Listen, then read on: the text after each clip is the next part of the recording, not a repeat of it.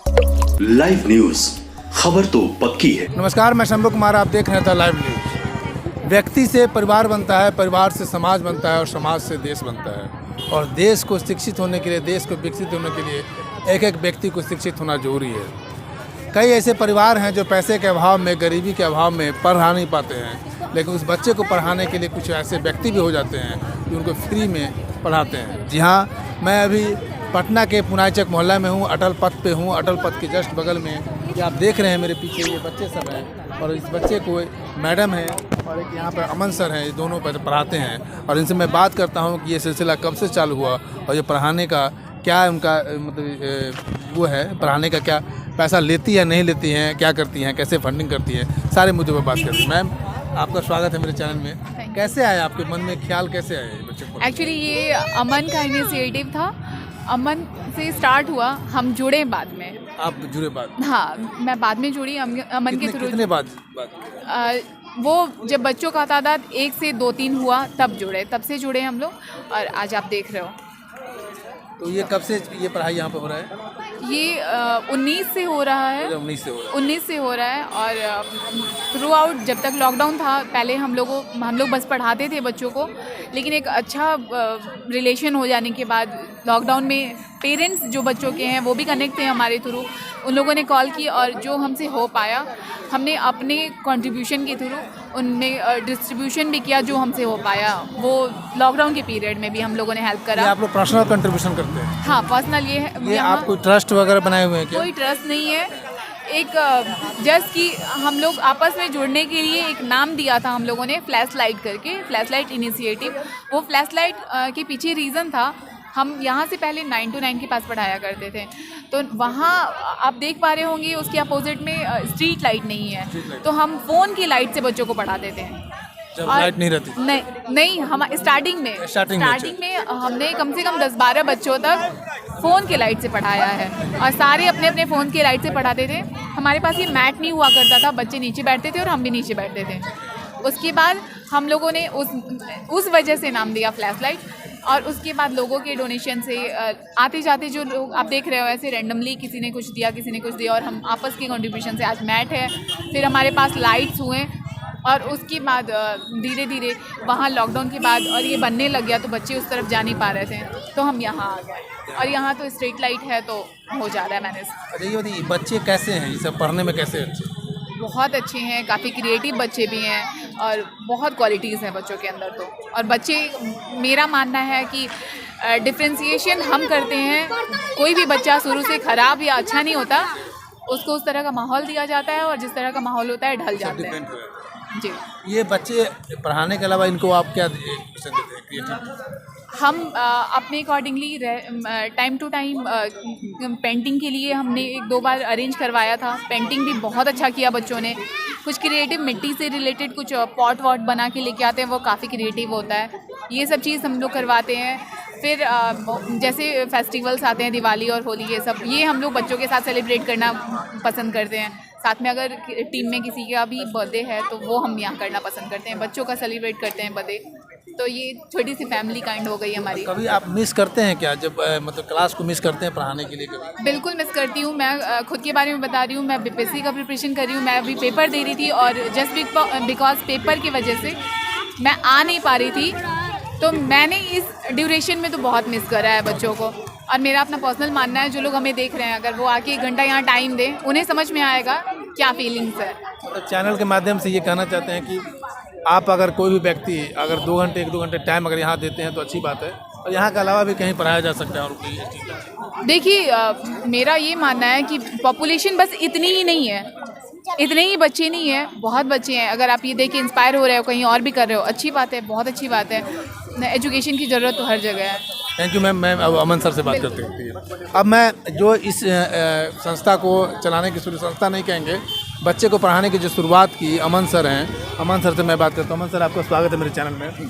कैसे, सबसे पहला सवाल ये है कि आज के दौर में लोग इतने व्यस्त हैं कि दूसरों के लिए क्या, अपने माँ बाप के लिए 1 घंटे का टाइम नहीं निकाल पाते हैं, सही बात है, लेकिन आप एक सोशल वर्क कर रहे हैं, कोई ऑर्गेनाइजेशन नहीं है आपका, और इंडिविजुअल पे आप बच्चों को पढ़ा रहे हैं, कैसे पढ़ा रहे हैं, कैसे ख्याल आया? सर ख्याल मतलब ऐसा कुछ पहले से सोचा हुआ नहीं था, मतलब एक ऐसा घटना जो हुआ उससे ये मतलब ख्याल निकला सर। जैसे अपने काम से फ्री होने के बाद बोरिंग रोड, इसके पूरी जो पार्क वाला रोड है 9 to 9 के बाद हम लोग अपने फ्रेंड लोग के साथ मतलब अपना टाइम स्पेंड करते थे काम से फ्री होने के बाद 1-2 घंटे। तो उसी रोड पे एक लड़की थी सर, जिसको यहाँ पे हम पहला पढ़ाना वहाँ पे स्टार्ट किए थे। पहले पढ़ाते थे 9 to 9 के अपोजिट में, उस समय ये रास्ता नहीं बना हुआ था। तो सर वो लड़की हम लोग से बहुत फ्रेंडली हो गई थी, बच्ची थी, बहुत फ्रेंडली हो गई थी, बलून रोड पर बेचती थी। तो आती थी हम लोग के पास कि भैया बैलून ले लीजिए, ये ले लीजिए। तो हम लोग तो बैलून नहीं लेते थे, कुछ खाते वाते रहते थे तो उसको कुछ खिला दिया करते थे। तो ऐसे ही चलता गया। तो एक दिन देखे कि वो कंधे पे कुछ बैग टांग कर घूम रही है। तो हमको शक हुआ कि क्या चीज़ रखी है भाई, बच्ची है, क्या रखी हुई है बैग में, देखते हैं हम क्या है। देखे तो फटा पुराना कॉपी किताब था उसमें बैग में। तो हम बोले कि क्या पढ़ाई करती हो क्या, कहीं पढ़ती उठती भी हो? तो बोली नहीं, पढ़ते नहीं, ऐसे ही कोई भी भैया लोग दीदी लोग मिलते हैं ना तो उनसे हम पढ़ लेते हैं। तो हम बोले ठीक है चलो आज बताओ आज क्या हम लोग जैसे कुछ खा रहे थे तो हम बोले क्या हो तुम भी, तुम्हारे लिए भी लेते हैं। तो बोले नहीं भैया आज खिलाइए, पहले पढ़ाइए उसके बाद। तो हम नॉर्मली पूछे क्या क्या ABCD वगैरह आता है, तो बोले कि थोड़ा बहुत आता है। तो वो दिन पहला दिन उसको पढ़ाएं, फिर अगले 2-3 दिन तक हम अपने काम में बिजी हो गए थे। तो लड़की 1-2 बच्चों के साथ वहाँ पे मेरा इंतज़ार कर रही थी, हाँ उसी शॉप पे इंतज़ार कर रही थी। तो हमको उस शॉप वाले का कॉल आया कि वो ढूंढ रही है आपको।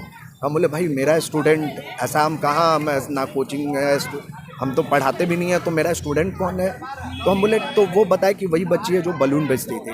तो हम बोले कि आप 2 दिन के बाद कह दीजिए, 2 दिन के बाद हम वहाँ पे आएंगे। तो 5 बजे वहाँ पे 4-5 बच्चों के साथ मेरा इंतज़ार कर रही थी। तो हम बोले कि जैसे उससे उस टाइम पूछे कि, तो वो बोली भाई आप बोले थे ना कि आगे भी कल भी अगर पढ़ना होगा तो तुम आ जाना। तो हम वही सोच कर आ गए थे, और 2-3 और लोग हैं जहाँ रहते हैं, लोग भी पढ़ना चाहते हैं। तो ऐसे ही नॉर्मली पढ़ाना स्टार्ट कर दिए थे। तो चलते चलते आगे 10 हुए, 10 से 20 हुए। आज मतलब जिनका नाम नोट करके रखो 107 बच्चे यहाँ पे हम हैं, और 40-50 लोग रेगुलर आते हैं यहाँ पे पढ़ने। हाँ।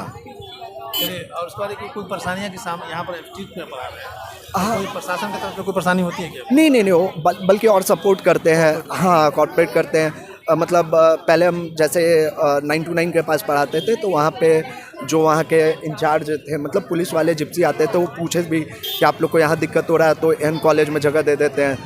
उनका तो हम स्वागत योग था बताना, लेकिन इतने छोटे बच्चे को हम वहाँ तक लेकर नहीं जा सकते थे।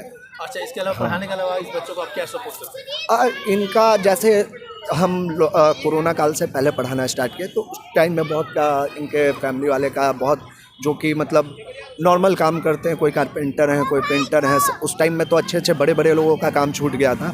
तो इन लोग का जैसे प्रॉब्लम हुआ कि राशन का प्रॉब्लम हुआ, बहुत चीज़ से रिलेटेड प्रॉब्लम हुआ, तो वो सबको हम लोग सॉर्ट आउट करते थे। हाँ, और ये मतलब हम फंडिंग कैसे करते हैं? जैसे टाइम आपका टाइम फंडिंग हुआ, एक तरह से टाइम आप फंडिंग दिए, अपना टाइम दिए। जैसे पहले तो खुद अपने पैसे से इन लोग को कुछ खरीद कर दिया करते थे, लेकिन जैसे मान लीजिए आप पढ़ा रहे हैं, आप देखें, आप मतलब मेरे काम को सराहें कि आप बहुत अच्छा काम करें, तो आप पूछ लें कि इन लोग के लिए क्या कर सकते हैं। 1 महीना पहले भी मैं आया था, लेकिन आपसे मुलाकात नहीं हो पाई। अच्छा। लेकिन हम आज क्रॉस कर रहे थे तो सोचे कि आज आपका इंटरव्यू ले लीजिए। जी थैंक क्योंकि यू, आप अच्छा काम कर रहे हैं। Thank you sir. सब आप ये बताइए कि आपकी जो है, अगर आपको कोई फंडर मिलता है, आप अच्छे काम करते हैं, तो आप इसको एक्सटेंड करेंगे क्या? सर जैसे देखिए, हम फंडिंग तो हम लोग कुछ नहीं, जैसे आप जो लोग आते हैं पूछते बच्चों को क्या दिक्कत है, किन्हीं के पास बैग नहीं रहता है तो बैग दे देते हैं।